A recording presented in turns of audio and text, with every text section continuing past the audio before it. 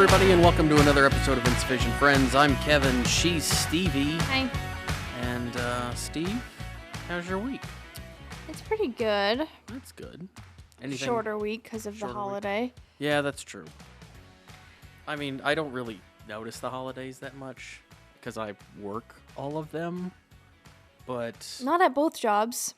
Not at both jobs, but I mean, I only work part-time at the one where I don't have to work, so... Right. It is nice to not have to work Right. both jobs, but I still have to work. Right. So it's not that... It's not as fun for you as it is for me. Yeah, it's not as big of a thing for me, so... But, yeah, so... Other than that, though, it's been fine. What have you been up to? Any fun plans for this week? No. But speaking of work, Yeah. I've had some thoughts. Okay. Me and my dad were just talking about this. I'll preface it with this question first, and then maybe we can go into it more. Because I think I could talk about this for a really long time. Okay. Do you think the saying, find your dream job and then you won't have to work a day in your life, is legit? How do you feel about that mindset? I don't know if I mean, I think people have a dream job. I think people have jobs like that they would think that they would love to do. Mm-hmm. But at the same time, I don't think every job becomes a job eventually. Mm-hmm. Like, eventually, there's going to be times where, like, I like what I do. I don't have a problem with what I do at all. I like what I do. But there's still a good number of days where I go in and I'm just like, ugh. Yeah. So, I mean, I think that's just part of working. Right.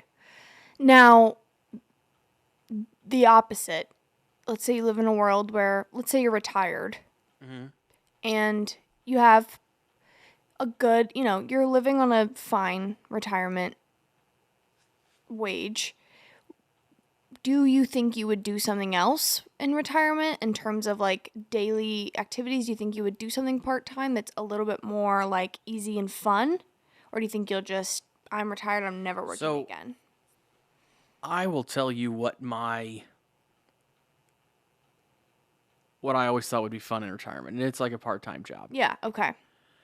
But, and this is me being still kind of a kid and being a big kid, is I always thought it'd be fun to either work at like an amusement park, okay, or work at like the zoo and drive the train, because I love trains. Okay. But something like that, like I'd have to do something. I'd feel like I'd get bored if I didn't have anything to do. Me too. Even going on vacation and stuff, like traveling a lot, I still feel like I would get bored at times. Yeah.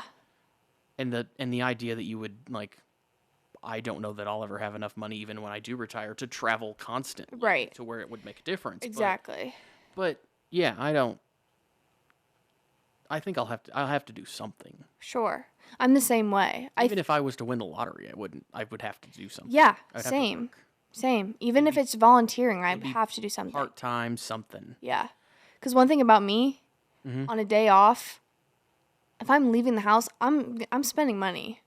Even if I'm not leaving the house, I might be spending money. Well, we did have an episode saying you like them all, so that's love them all. Not surprising at all. Love them all, actually, is what I said. Love them all. Sorry. So, yeah, that's the thing. And one of my favorite activities is to go shopping. So I know for a fact. And I go, what do I do? When do I go shopping? When I have nothing to do.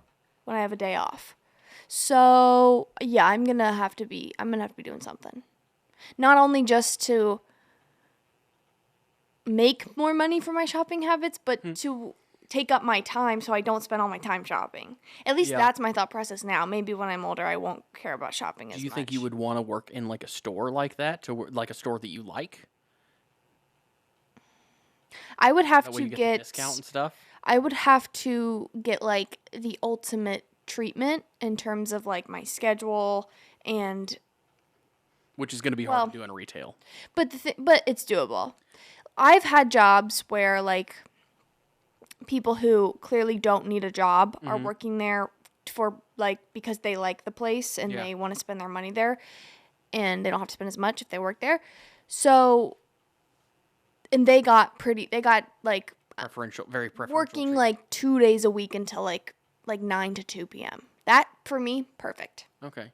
Or there's some jobs, this is a very niche job, but the servers in the dining room at the bank, they only have to be there for a certain amount of time every day. I think it's like 10 to 2 actually. I think I was talking to the server one time.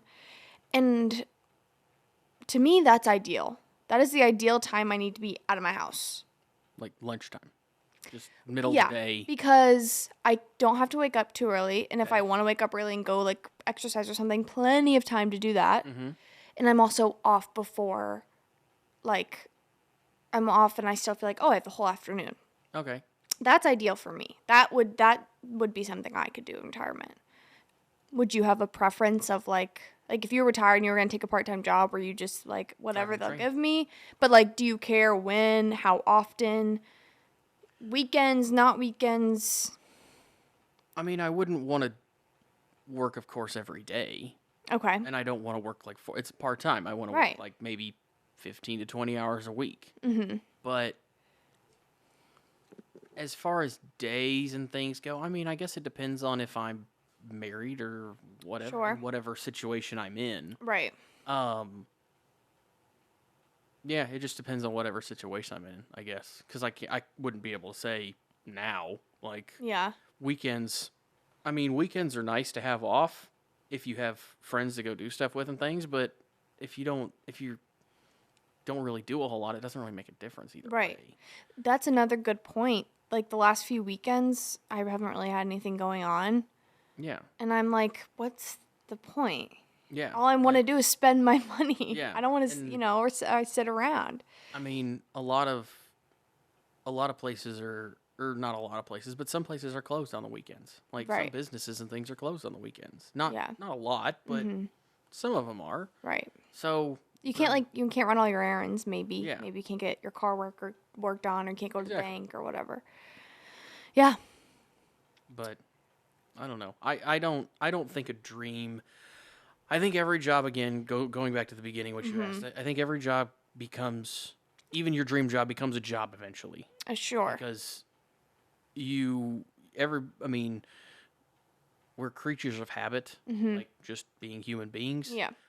But at the same time, you get bored after a while. You just do. And there's always going to be days when you don't feel like doing anything and you still have to, or something, Everybody knows what that's like. It doesn't even have to be work. It's just some days you have plans to go out with friends and you just don't want to go. And you're just like, oh, I got to drag myself out to go do something, like it's just part of us.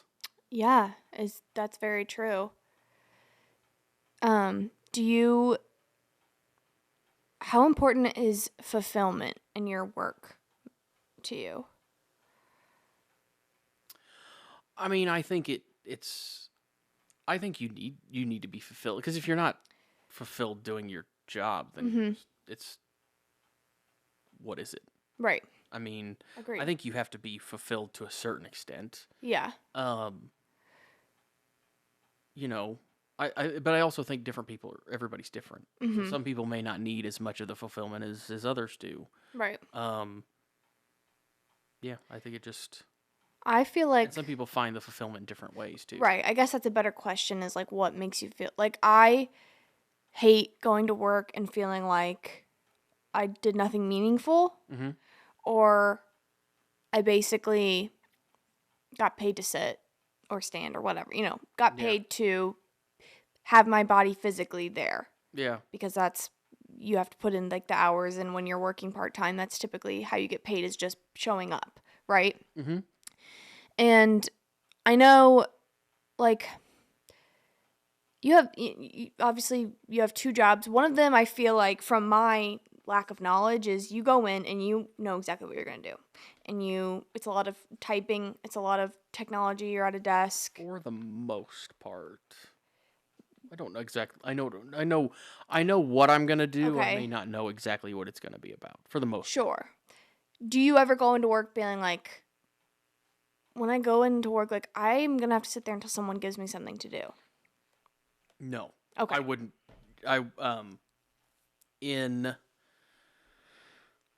No, because in my job, I'm the only one there, so I wouldn't be able to function. That's okay. True. What about your other job, your part-time job? Do you ever feel like At the bank? Yeah. No, I don't. I don't need somebody to tell me what to do. Like I Right. know what I need to do, and I go in and do it.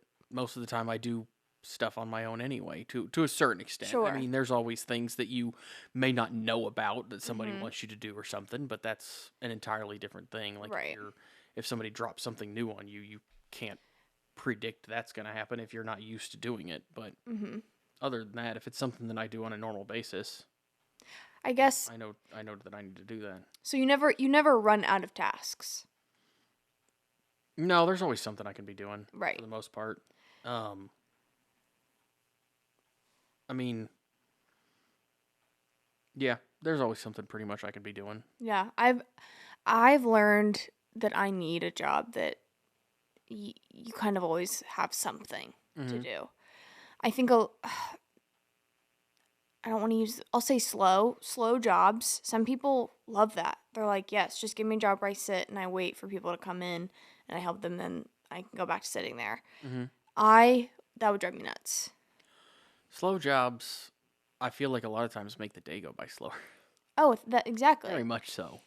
And there's that, but also, and I've had like in high school some jobs where it's just like really slow days and you're just like, man, I cannot wait to get out of here, but it doesn't bother me once I leave. Now I feel, and I don't know why, but I feel like now days that are slow where I don't really do anything, I feel like You didn't accomplish anything? I didn't accomplish anything and I wasted people's time. And I feel like, oh, I'm not fulfilled with today was a bad day because I didn't do anything good, you know? I mean, okay, so this is going to take me into another thing. Okay, And this that's is, fine. I'm sure This is kind of I think the last. I know what you're going to say on this. Okay. Or to a certain extent. But when it comes to, like, if you have a day like that, Yeah. or say you go in and you screw something up, Oh, God. Even worse. how long does that stick with you? Oh, gosh. Like It's when so you leave, situational. does it make it to where, like, is it going to make it to where you're not going to be able to sleep right at night? Yes.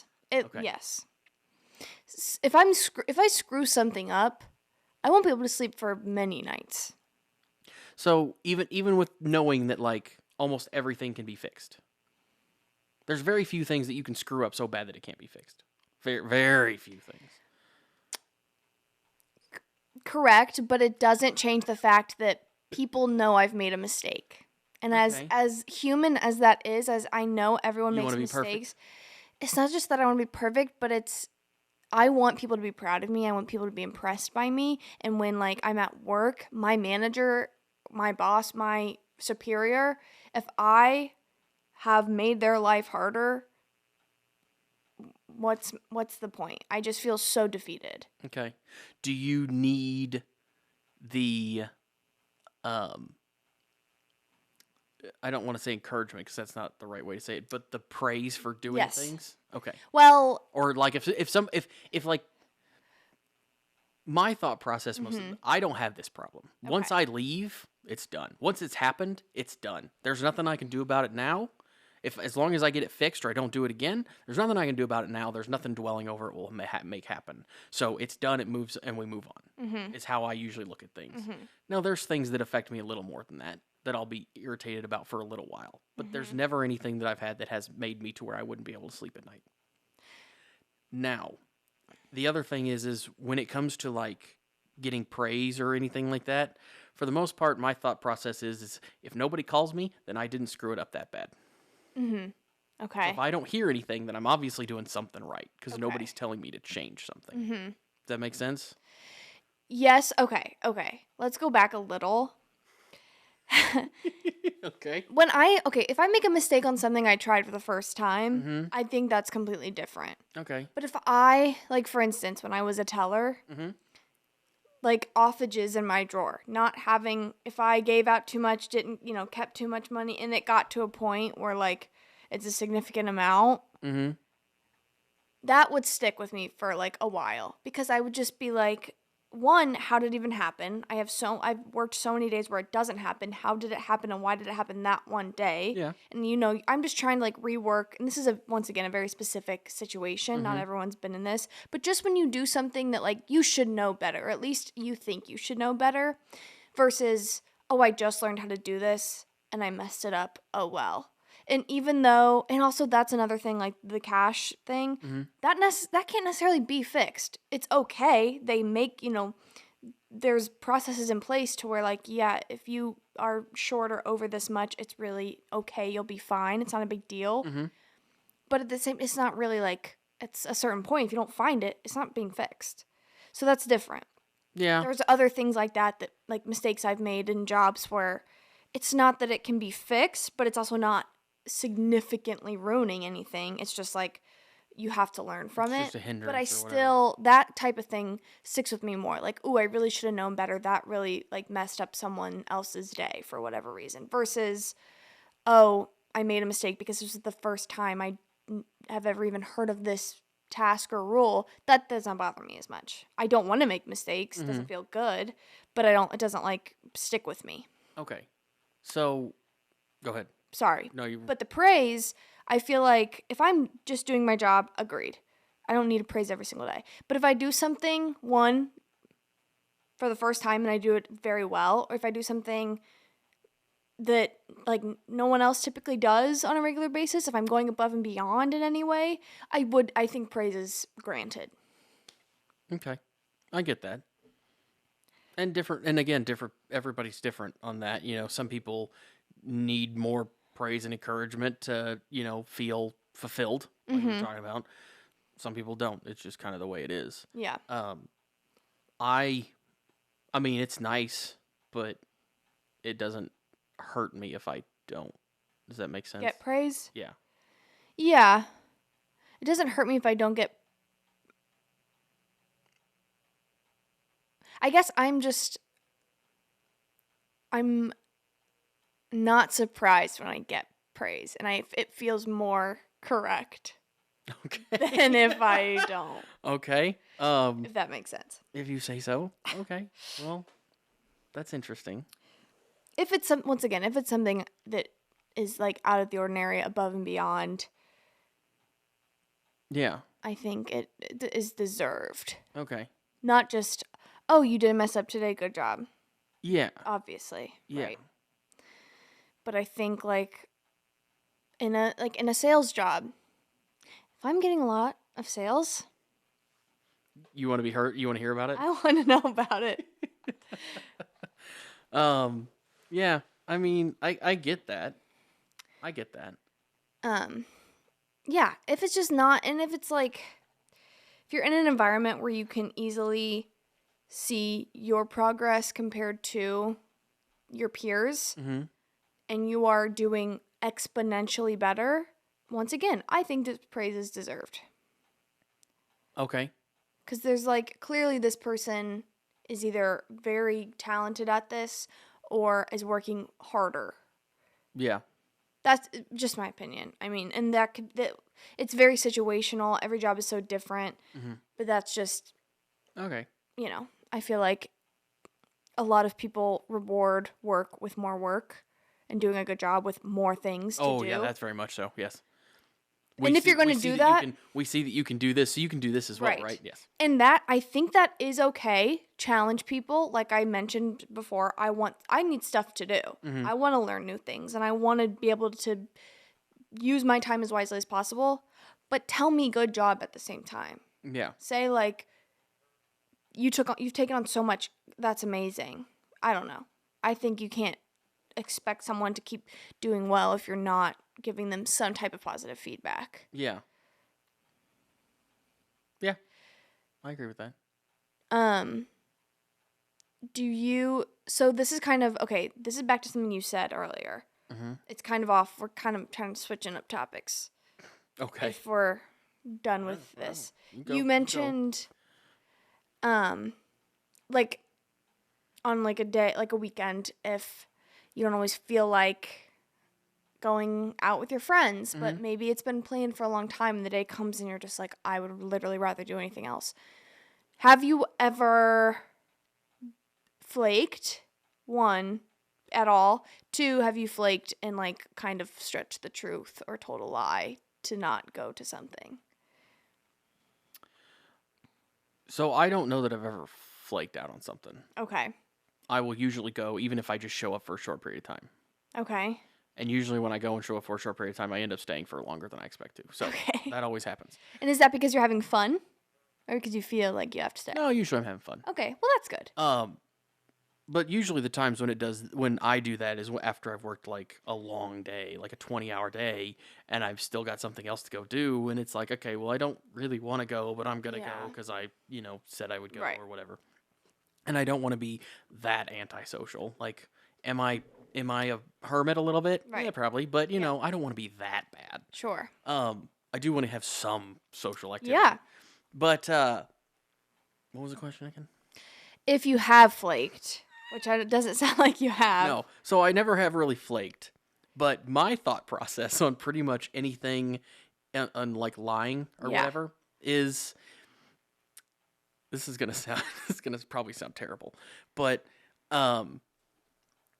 if I tell you I have plans, if my plans are to sit on the sofa and watch television, that's my plan.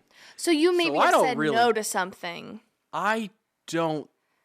I mean, there might have been something at some point. Yeah. But I can't. I mean, I'm sure there's something, but I can't think of anything where it was like where that was the case. Where I was just like, okay, I just don't want to go, so I'm just going to say no, and then I'm just going to sit on my sofa. Usually, if I say no, I don't get asked to do a lot of things, and I haven't in a long time. So usually, if I'm asked to do something, it's like a group get-together or something, and I'm almost always going to go. Right. It's usually with the people that I consider my friends. So, I don't know that I've ever flaked out on anything like that, because that's just not my...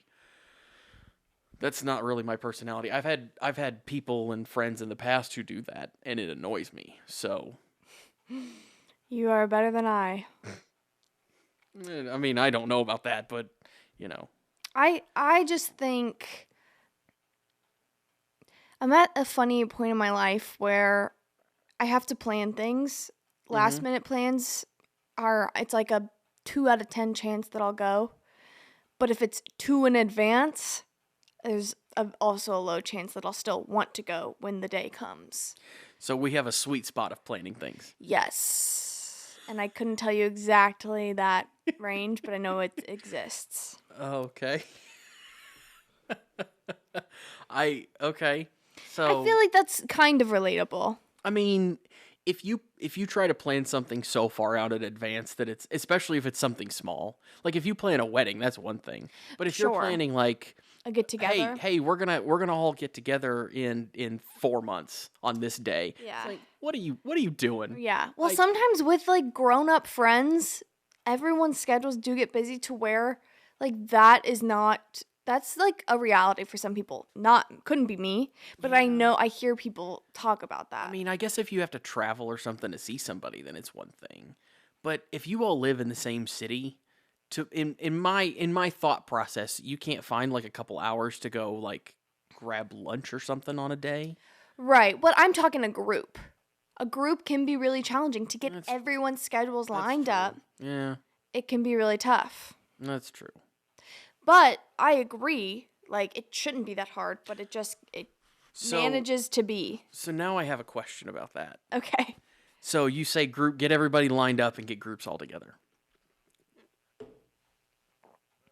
At what point do you say, okay, we can't get everybody, so this one person that can't make it is just not going to be able to make it? Usually... Because that's usually a lot of times it's you can get most everybody together, but there's almost always 1 or 2 outliers that are like, yeah. So what point do you? I'm talking a lot with my hands here. What point do you say, okay, it is just is what it is. Yeah, we'll get you next time. First of all, you make a group message. Usually with the girls of the group, because the girls are the planners, right? Yeah. This is just in my experience. I've tried to make messages. Actually, the guys that were on here in April for April Fools, that we had a message. We went to lunch one day, and it was like 45 minutes of text back and forth. Like, where do you want to go? I don't know. Where do you want to go? I don't care. Where do you want to go? Eventually, I just had to go. Let's go here. No, that's so funny because everyone in that group is very much like. You don't care.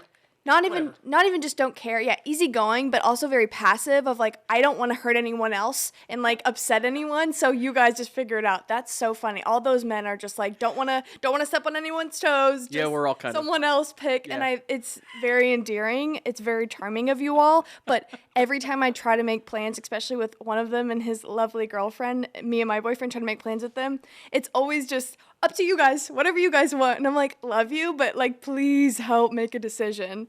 And I love them so, so much. But I'm like, how do you guys, if you guys are talking to each other in a relationship, who makes any decisions? You guys must just go back and forth forever. But anyway, so to answer your question, you make a group message.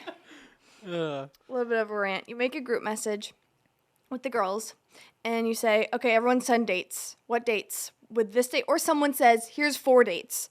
Which one can everyone do? And if someone can't make, like if it's getting to a point of like, okay, we're just going to have to cut someone loose because they're just making it too complicated. In my experience, it's usually been that person is like, I can maybe do this date. And they just end up, it becomes very like, okay, we know you're not going to probably make it, but you're saying maybe, so we're going to roll with this. We don't hurt your feelings, and you aren't saying you don't want to hang out with us by saying, and you're trying to not be complicated by picking another date, so you're saying maybe. We know you're probably not going to come, but let's roll with this. Okay. That is usually how it ends up going in my experience. Okay.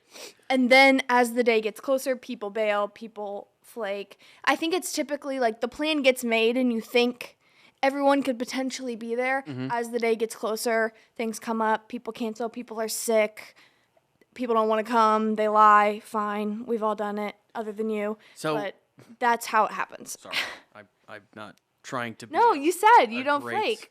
I'm not trying to be a perfect person. Kev's not a flake. I don't remember ever doing that. Allegedly. I don't remember ever doing that.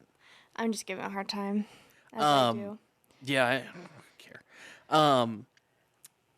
So I guess my next question is at what point do you just cancel the whole thing? Like, how many people have to say that they're the person who planned it has to make that decision. Okay. And I would say if it were me, is it half? Like, once half the people can't make it, I guess it depends on how big the group is. If it's like, let's say it's our group of friends, right? With all those lovely men we just talked about, and let's say it comes down to, in the whole group, if like everyone was truly together, there'd be 2, 4, 6, 8, 10, and 11. Me. People. Yeah. Me, the solo. Yes. So me, the 5 solo couples person. and Kev. Yep.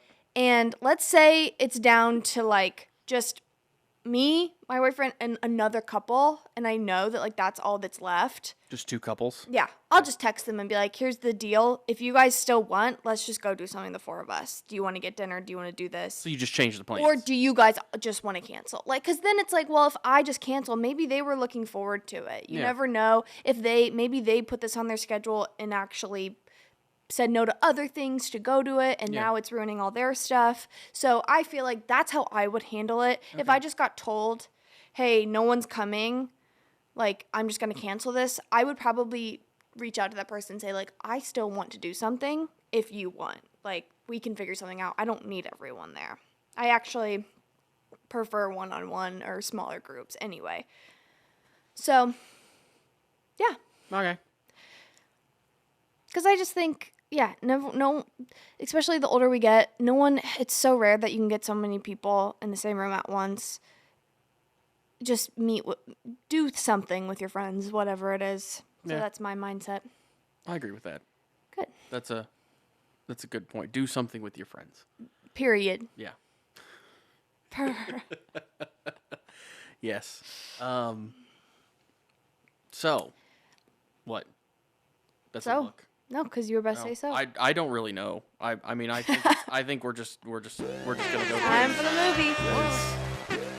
That's what I figured was coming up next. This week we City Lights, which we forgot to say last week, so sorry. But City Lights. We watched City Lights, which is when is it from? 1939. It's old. Let's put it that way. So if you haven't seen a movie from almost 100 years ago, then spoilers.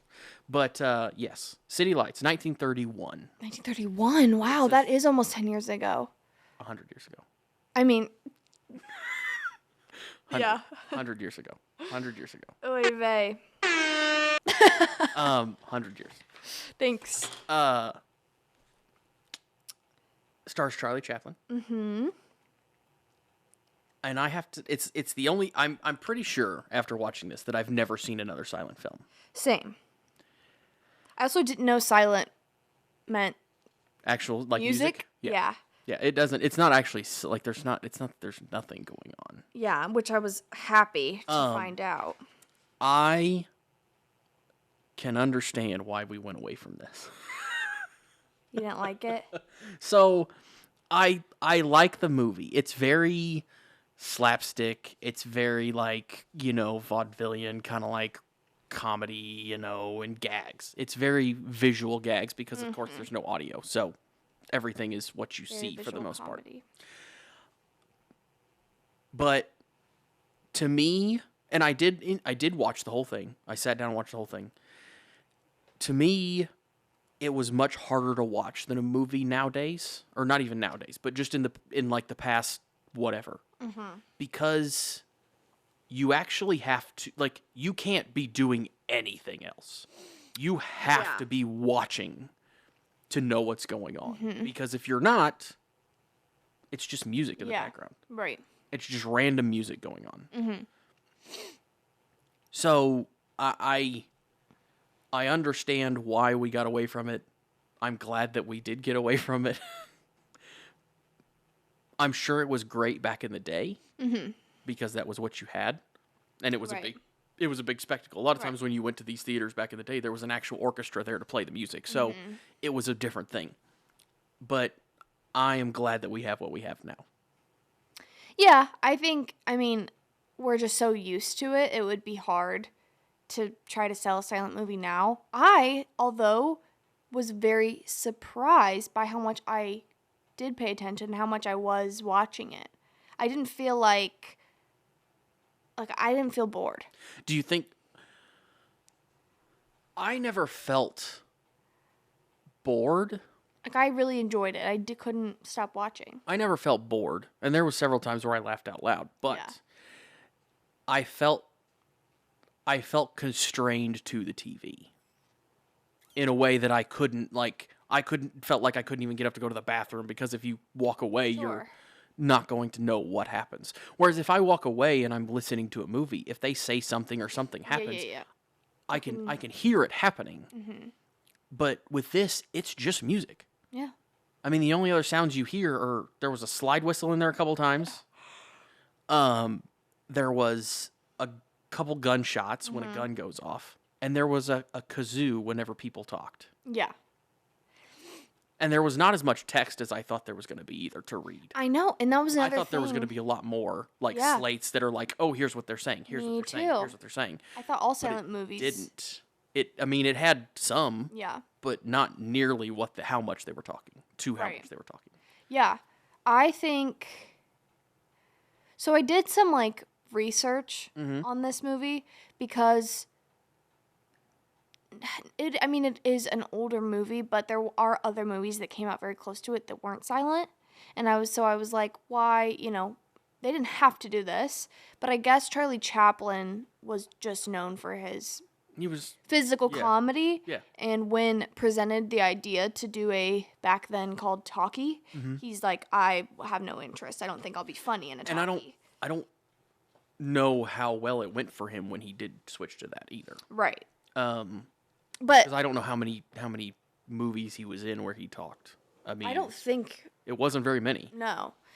I know there are some. Yeah. But I don't know what they are or anything. I mean, this is obviously on this list, so somebody considers this to be like one of his greatest, best movies. But I was pleasantly surprised, knowing it was a silent film. At least assuming it was a silent film going into it, I was like, oh, this is gonna be a drag. I'm not into this. I was surprised how much I liked it. Okay. Do you, The story is adorable. It is. Very, very sweet. I think it's also easy to follow considering. Well, you had to have it somewhat easy to follow, or otherwise nobody would know what's going on. Sure. But still, like, I think the first, 10, 15 minutes, I was like, I don't know if I'm going to have a clue what's going on here. But they made it pretty. Yeah. It was easy. And it was entertaining. Like, I did find it funny. Yeah. I liked it. This is a good movie. I don't know if it's making my top 10, but it was a good movie. No, there was a lot of gags. I mean, there's a lot of gags. It's again, physical comedy because that's all you have is to look at something. So, I don't know what a drama from this time would be like. This was drama. You think this was a drama? I think it was like a romantic drama. Maybe romantic. It was like comedy and drama, I feel. There was drama. Yeah, but I don't think you and I are thinking the same thing drama when we're talking drama here. I feel like if it's a romantic movie at all, there's going to be drama. It's somewhat of a drama. Yeah, but I'm talking more like, can you imagine watching Shawshank Redemption as a silent film? Ooh. That's what I'm talking about. Is like something that is not gonna have any of the comedy stuff in it. More intense. Yeah. Yeah, I don't know if you could do. It would almost make I don't know how it would make a joke out of a serious movie. I'm sure they did it, but I don't know how it would be portrayed back in the day. Right. I think how you would portray that seriousness with something like that. I feel like I would get very bored with that. Not only that, I feel like you'd either get bored or it would be perceived lighter or more almost comical, even if they weren't trying to be, because it's kind of cheesy. Yeah. But I would put this over. I'd watch this over The Maltese Falcon any day. See, I enjoyed The Maltese Falcon. Or Psycho, actually, as well. I'm trying to think of the other black and white movies we've watched. And Psycho wasn't a black and white movie because it had to be, though, was it? Psycho was a black and white movie because it was taking place in a. It was a artistic design, wasn't it? I don't know if it had. I don't remember. It's pretty old, but. Yeah, but you got to remember they had Technicolor in '39 when they had Wizard of Oz. So that's true. A lot of these movies don't have to be in black and white, but. Well, I'd still put it above probably a few movies if I really thought about it that we've watched so far. Yeah. Gone with the Wind, better. I'd say. Have we watched Gone with the Wind? Yeah. It was 4 hours. Oh, we did watch Gone with the Wind. Yes.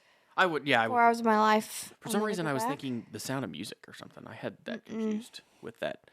Nikki's gonna kill me for saying Gone with the Wind. She's gonna hate that I said City Lights was better than it, probably. Sorry, Nick. Oh, well, she's probably not going to like that very much, but, it is what it is. Well, I think... but this week, we're watching The Sixth Sense. Yes, if you'd like to join us. Don't forget to like and subscribe to our YouTube channel. Follow us on Instagram. And comment below, down there, Just do something. Yeah, but what you do, make sure you have fun with it. So, and we'll talk to you guys next week. Bye.